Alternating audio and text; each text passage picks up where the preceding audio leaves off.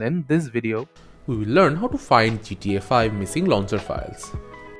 The missing launcher file error in Grand Theft Auto 5 can easily be fixed by re-verifying the downloaded files of your Grand Theft Auto installation.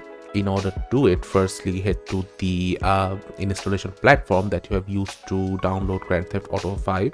So as I've used Epic Games, I'll use the Epic Games launcher.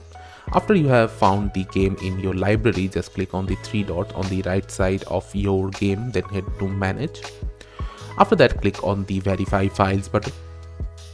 By clicking on the verify files button, so when you perform verify game file in Epic Games launcher, the system platform performs a diagnostic test to check and ensure that your game is installed correctly and is functioning as intended. The launcher scans every file in the game's installation folder on your computer. It also compares these local file against the master version of Epic Games server using the hash-based verification to ensure that none of the files are damaged, corrupted or missing. So if any of the files like the missing launcher file will be re-downloaded in its place, and if the launcher finds any find that are different, corrupted or missing, it automatically re-downloads it and replaces these specific files. So by using the verification method, the missing launcher file issue can easily be resolved.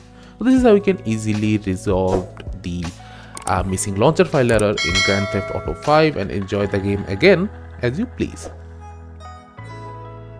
Thank you for watching. Subscribe to our Topical Talks channel for more videos.